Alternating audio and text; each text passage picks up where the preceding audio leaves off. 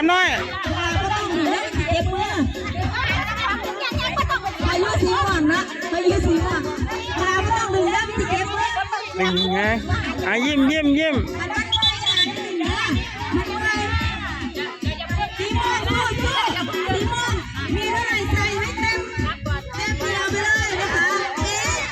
บ้านนี่ได้เจอรี่ผู้เดียวกับศาสนาแล้วสีเหลืองสีม่วงนะเจอรี่นักคำเสนแสนสุขรวมทั้งเปย์ขาหันหน้าเข้าหากันที่ดึงเป็นพระนอบาทนี่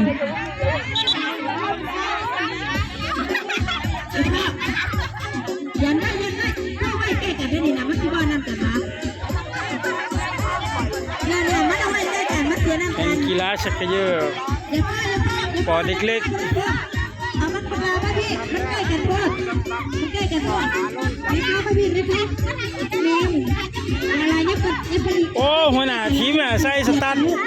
หัวหน้าทีมใส่สตาร์ทงามเลยยันได้ลำน้อยพอจุ๊สีแดงมันต้องดึงนะว้าคนนี้เป็นเด็กแข้งให้เนี่ย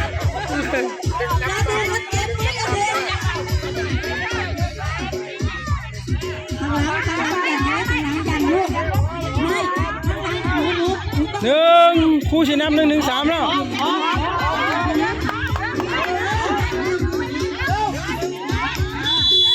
ดึงเอาสีแดงล้างลิ้นสีแดงล้างลิ้นสีแดงคักเว้ยสีแดงคักเว้ยว้าเยี่ยมเหมือนนี่ก็สีแดงนี่เนี่ยโอ้ยไปก่อนโอ้ของแท้สีแดงของแท้โอ้นี่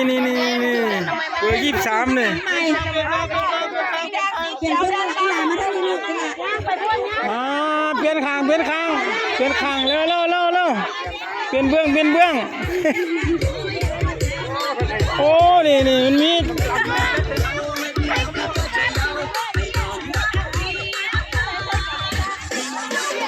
เปลี่ยนข้างก่อนมุกดาไว้มุกดามันอยู่สีแดงตัวมุกดาน่ะ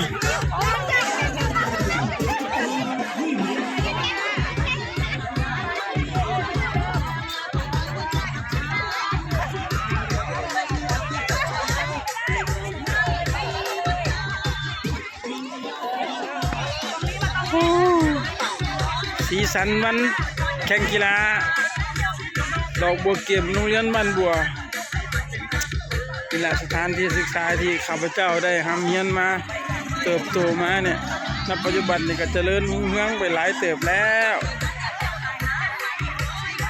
ก้าวหน้าพัฒนาไปหลายละ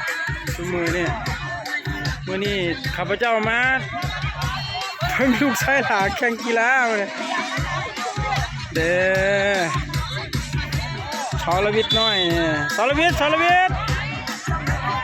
ตรียมตัวจับหัวหน้าที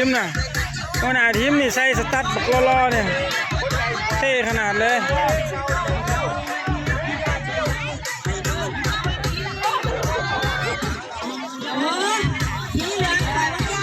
สีเหลืองกับสีม่วงสีเขียวกับสีแดงรอบแรกนี่สีแดงชนะเบิ่งรอบ2ก่อนเนี่ย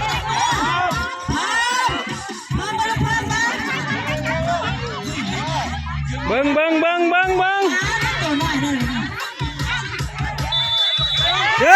ดึงสีแดงดึ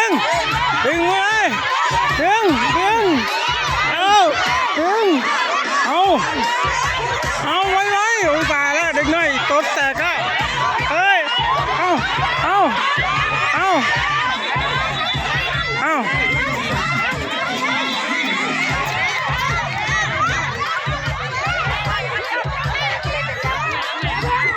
อันนั้นคือจังไรวะอย่าหยุดโอ้ พลังต่อเนื่องเลยเก่งยับผู้ปกครองจะไปส่วนแม่ผู้ปกครองน่ะ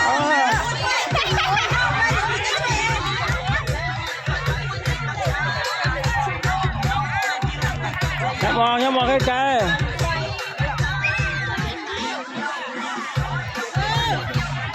เอาไม่อีกรอบ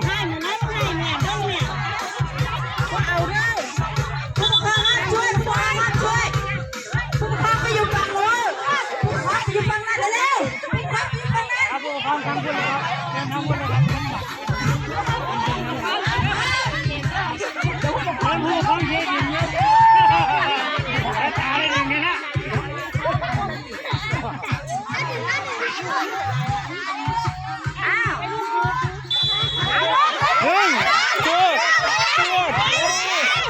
อันนี้เสียงนกหวีดก็ได้สีแดงอ่ะชุบแดงอ๋อแดงชนะอีกรอบนึงแล้วโอ้ยมันง่ายนี่ถึงส่วนเนาะโอ้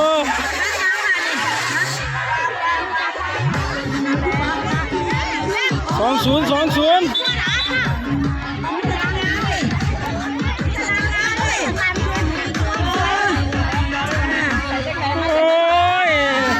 นักกีฬาก็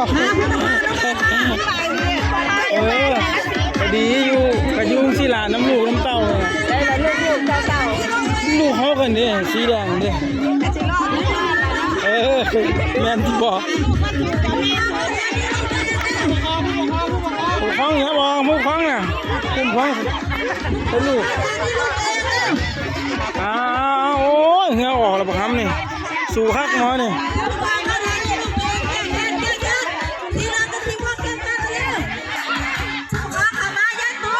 ลำน้อยโอ้โหเก่งนะวะเยี่ยมเลยเก่งมาก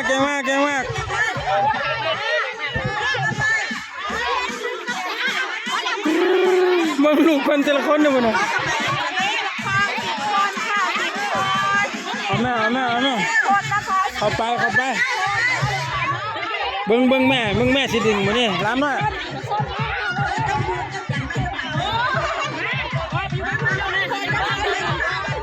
หัวหน้าดิลุกขึ้นมาลุกขึ้นมาหัวเขาน้ำบอกแม่เจ้าว่าเจ็บขาพวกมึงหรอกเดี๋ยวสีแดงลุกขึ้นนะสีแดงไงนะสีแดงชนะไปแล้ว2 รอบขลับรางวัลลุกขึ้น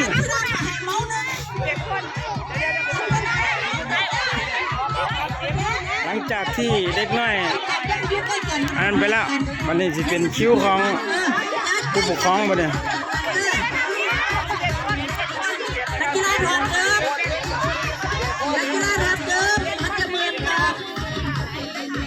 จับเสือกสีม่วงกับสีเหลืองถ้าชนะได้1 มังนักกีฬากูนี่อวบอึมกันนะโอ้แท้ทั้งนั้นเอาแท้วันทูเด็กน้อยอย่ามองลูกอย่ามองนะเด็กน้อยนะอย่ามองเนี่ย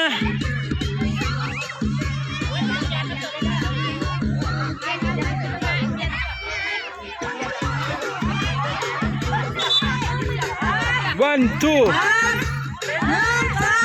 ดอกเดียวรู้เรื่องเอาตู้ใ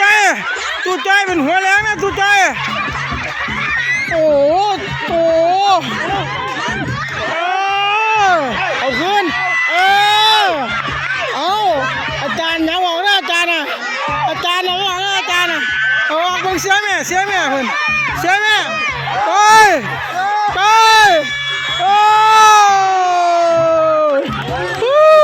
ผู้ปกคร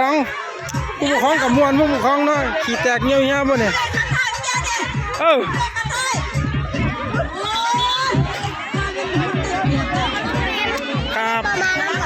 บ่เดี๋ยวไปฮับเอาไอ้ เปลี่ยนฟังครับผู้ปกครอง เอาอยู่ยังเมื่อยโมเล่นห้ามเล่นโทรศัพท์มื้อนี้ห้ามเล่นห้ามเล่นโทรศัพท์มื้อนี้นะ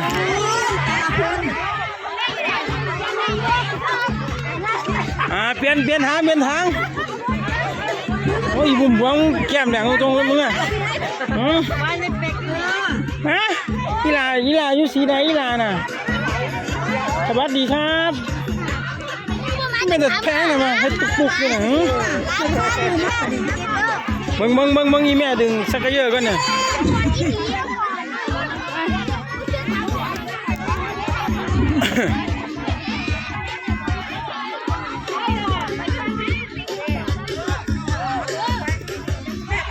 อีกรอบเตรียมตัว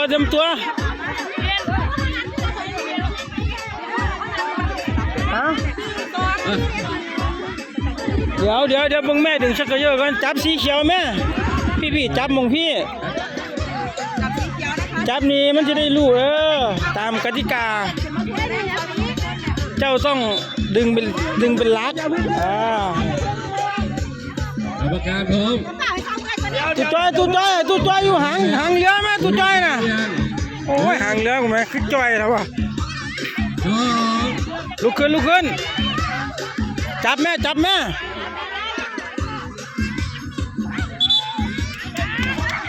ระวังลุย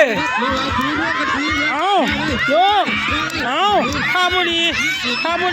โอ้งานเสมอ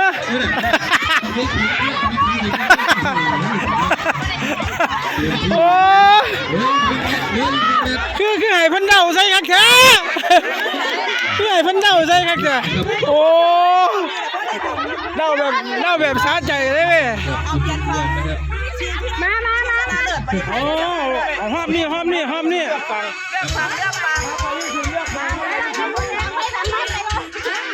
โอ้ยอยากดึงน้ำเล่นะ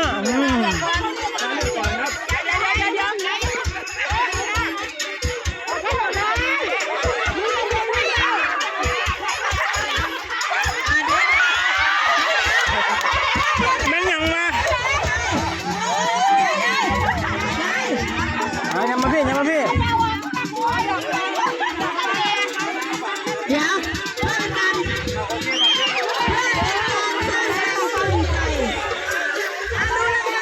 จับไหม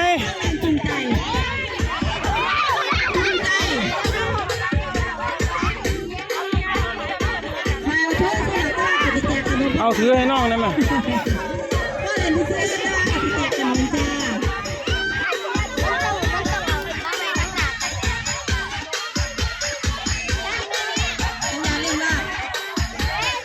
เอาไหมโอ้ยไม่รุ่นสีแดงไหมอ้าวเกิน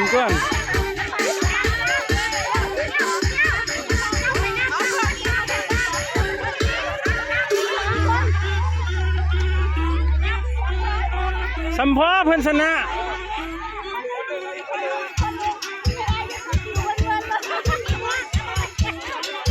เอาตุ๊จ้อยไปใส่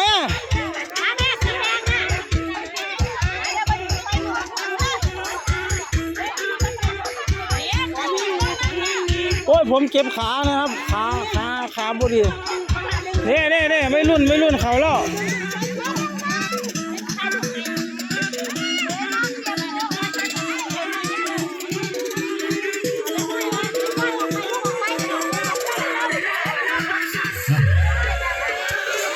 ครับโคตรเบิ่งอีกเลย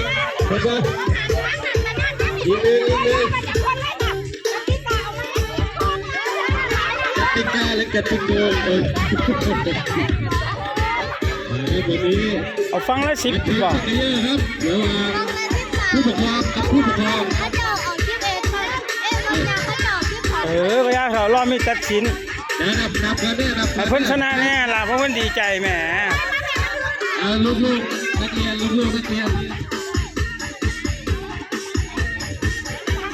ือไว้พร้อมเอาจริงนะและตัดสินนะ เฮ้ย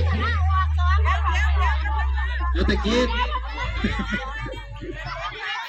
โอมไหมตะกี้ไปอีกสองครับฝั่งนี้อีกสองมาเลยมา เด็กน้อยมาห่วม อีกคนหนึ่งอี เต็ ก ม คน เลย ใครจะได้มาช่วยกัน